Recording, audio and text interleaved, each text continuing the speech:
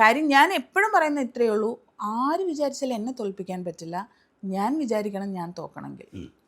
എനിക്കൊരു എന്തെങ്കിലും ഒരു ചെറിയ സംഗതി എൻ്റെ ലൈഫിൽ വന്നാൽ വാട്ട് ഈസ് നെക്സ്റ്റ് എന്നേ ഞാൻ ചിന്തിച്ചിട്ടുള്ളൂ. അവിടെ തളർന്നു പോകത്തില്ല ഒരിക്കലുമില്ല.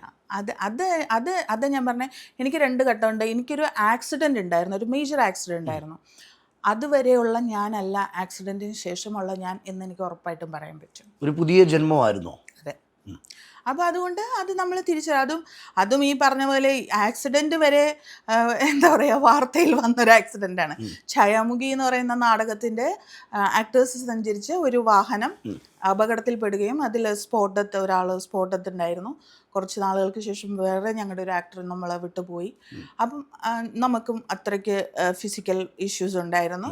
അപ്പോൾ അവിടെ നിന്ന് നമുക്കുണ്ടായ കുറേ തിരിച്ചറിവുകളും നമ്മളുടെ ലൈഫിലുണ്ട്. എങ്ങനെയാണ് അത് എക്സ്പ്രസ് ചെയ്ത് പറയാമെന്ന് എനിക്കറിയില്ല കേട്ടോ.